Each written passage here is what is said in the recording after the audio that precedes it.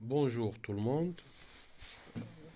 Pendant cette manipulation, je vais essayer de réaliser des oscillations électriques d'un circuit RLC en régime libre en premier temps, et puis je vais essayer de réaliser l'entretien, comment entretenir ces oscillations qui, qui sont des oscillations amorties.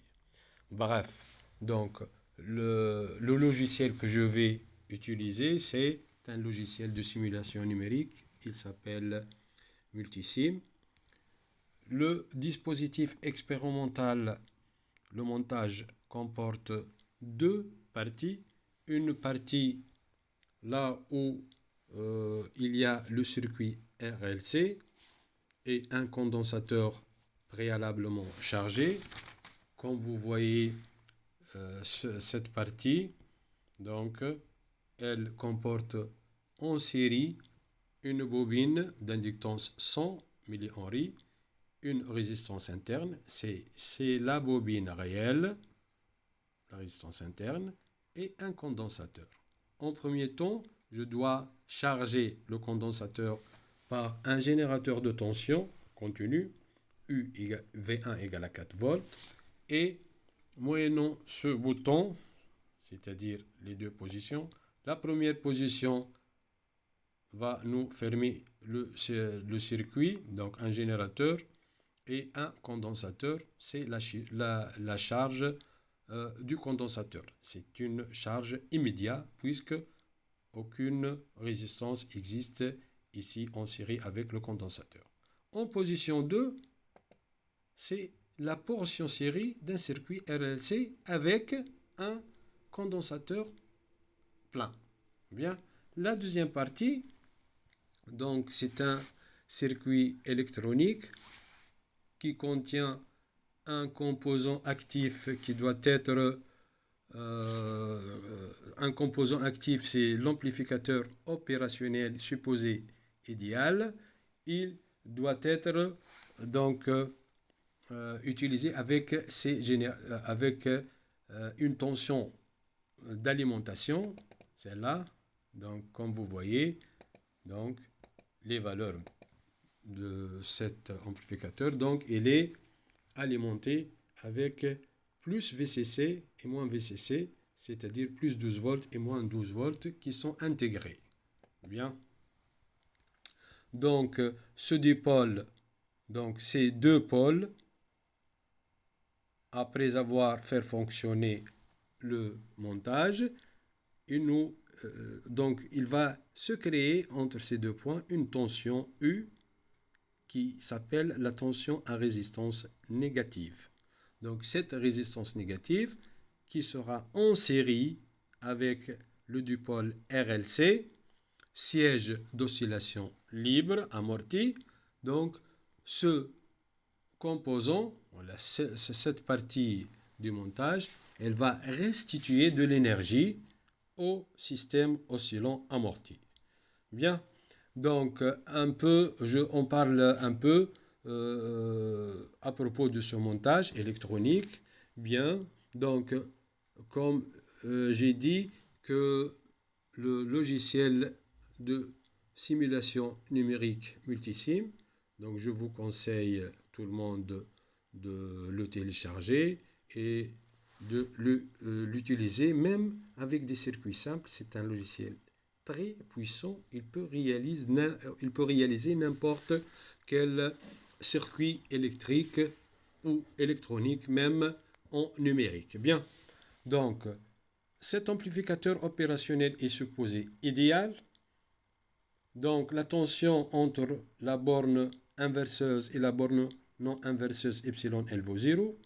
Donc le courant, aucun courant n'entre ici ou ici. Bien. Et cet amplificateur opérationnel, il fonctionne en régime de boucle fermée avec, ici c'est une rétroaction négative et celle-là rétroaction positive. Je vais prendre R1 est égal à R2 est égal à 1 kΩ et celle-là c'est notre résistance négative. Donc RV, la résistance variable. Bien. Avant de faire, donc je vais réaliser les contacts nécessaires. Ici, voilà. Donc le circuit est enfermé. Et je vais essayer de visualiser UC avec un oscilloscope. C'est un oscilloscope numérique. Voilà. L'oscilloscope est ici. Donc, mon oscilloscope ici. Donc, les branchements de UC, l'entrée A, c'est aux bornes du condensateur. Voilà. Et l'entrée B, il appelle la borne négative. Donc, c'est la masse de l'oscilloscope. Et ici, le borne du condensateur, c'est à la masse. Donc, je vais utiliser la fonctionnalité de ce logiciel. Il me donne plusieurs masses. Donc, ici, et c'est la même masse. Bien. Donc, si j'appuie 2 fois sur l'oscilloscope, je peux visualiser la tension aux bornes du condensateur. Bref, donc je vais rapprocher cette partie du circuit. Bien.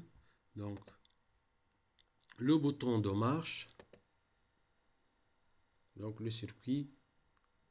Donc, ce bouton devient en rouge. Donc, le circuit est fonctionnel. Aucun message d'erreur dans cette partie. Aucun message d'erreur. Bien. Donc, je visualise. C'est la tension UC.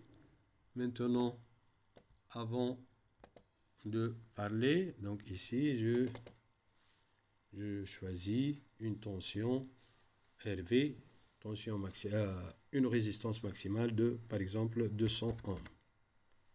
Voilà, c'est 200 ohms.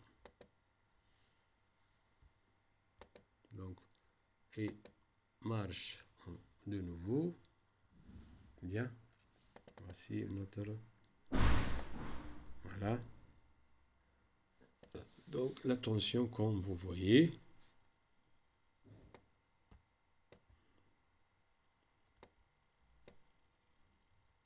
donc, comment visualiser les oscillations en régime amorti? Donc, je charge mon condensateur. Donc, voici notre condensateur est chargé. La tension ici, dans la chaîne A, je vais utiliser, par exemple, 2 volts par division. Donc, je décharge et je charge de nouveau. Donc, j'ouvre mon oscilloscope et je charge de nouveau. Voilà.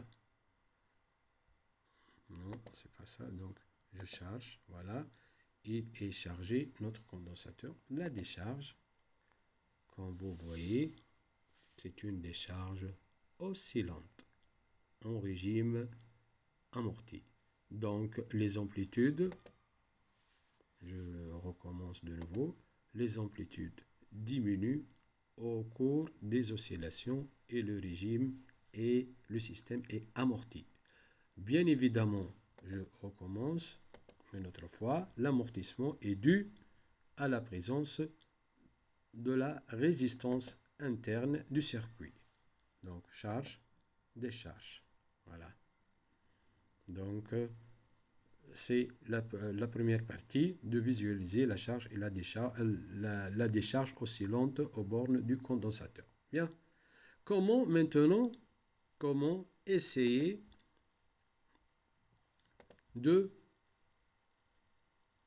d'éviter cette diminution d'amplitude? C'est l'affaire de cette partie du circuit. Donc, je reviens à la position initiale. Donc, cette partie du circuit, elle va générer une tension, dite ici une tension à résistance négative. Donc, le circuit, donc cette tension de celle-là, U, elle vaut moins RV fois le courant. Mais la fonction exact de cette partie électronique, si vous voulez donner un nom, c'est un générateur de tension, mais cette tension n'est pas constante. C'est un générateur de tension dite commandée en courant. C'est-à-dire U est égal à une constante fois I. Cette constante, elle vaut moins RV, et du coup, ce dispositif, il a le caractère de donner une tension à résistance un dipôle, donc dont la tension à résistance négative. Donc U sur I, si je veux utiliser la loi d'Ohm et la représentation de la tension en convention récepteur, U sur I est égal à moins RV. Bien. Donc, ici, RV, elle vaut 0, puisque la plus grande valeur, c'est 200 ohms. Et ici, c'est 0% de 200 ohms, c'est-à-dire 0. Mais là, le système U est égal à 0 ici. Et donc, ici, voilà, notre charge du condensateur. Voilà, et le système est amorti. Maintenant, je vais faire augmenter la résistance RV. Et je vais voir la réponse sur l'oscilloscope. Donc, voilà l'oscillo. Donc, je le mets ici. Voilà. Et je vais rapprocher celle-là de sorte à faire deux choses sur l'écran pour bien voir. Donc, voici RV. Je fais augmenter, donc je charge mon condensateur de nouveau. J'augmente la résistance, donc 15%. Donc voilà, ici, je m'attends à la décharge aussi. Donc la décharge, comme vous voyez, elle est entretenue. C'est-à-dire l'amplitude des oscillations reste constante indéfiniment. Comment expliquer cet apport d'énergie? C'est que le dispositif électronique, le deuxième compartiment qui contient l'amplificateur opérationnel, a compensé d'une façon continuellement, la perte due à la résistance interne de la bobine, celle-là. Et du coup, les oscillations sont entretenues. Si j'essaie d'augmenter encore le don d'énergie, l'apport en énergie, donc voilà,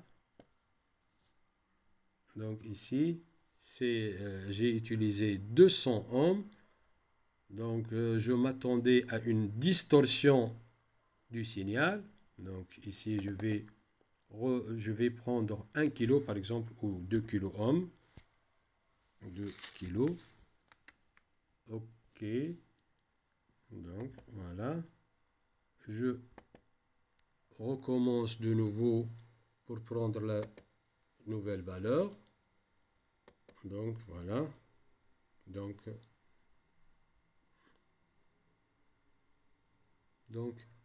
et je vais rectifier ici. Donc pour voir la distorsion. Donc voilà.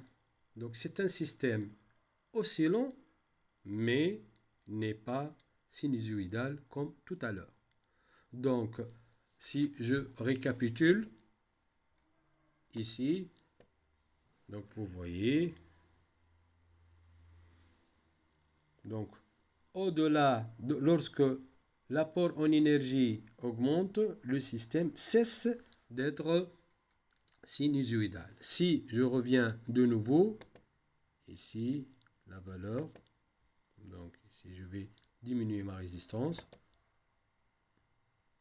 Par exemple, donc ici je vais prendre, donc en maximum c'est 200 ohms, voilà 500 ohms.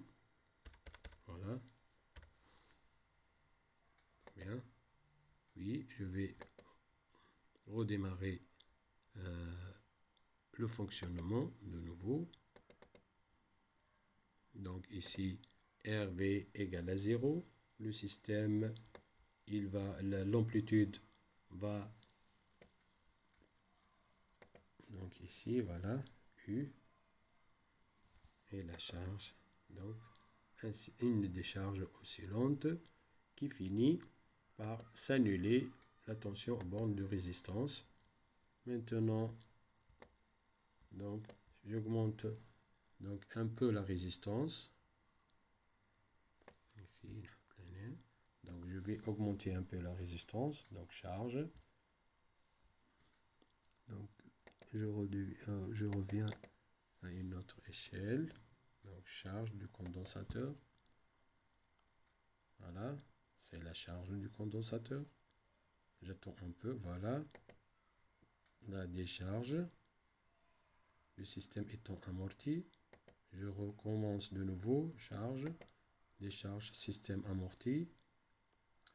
Je vais jouer sur la variable ici de RV. Je vais augmenter la résistance pour satisfaire aux conditions qui annulent cette perte d'U. Donc je vais prendre par exemple 10% de 20, 10%, c'est-à-dire 20 ohms, ou bien 15%. Je charge, je décharge. Voilà, les oscillations sont entretenues, l'amplitude constante. Je vous remercie.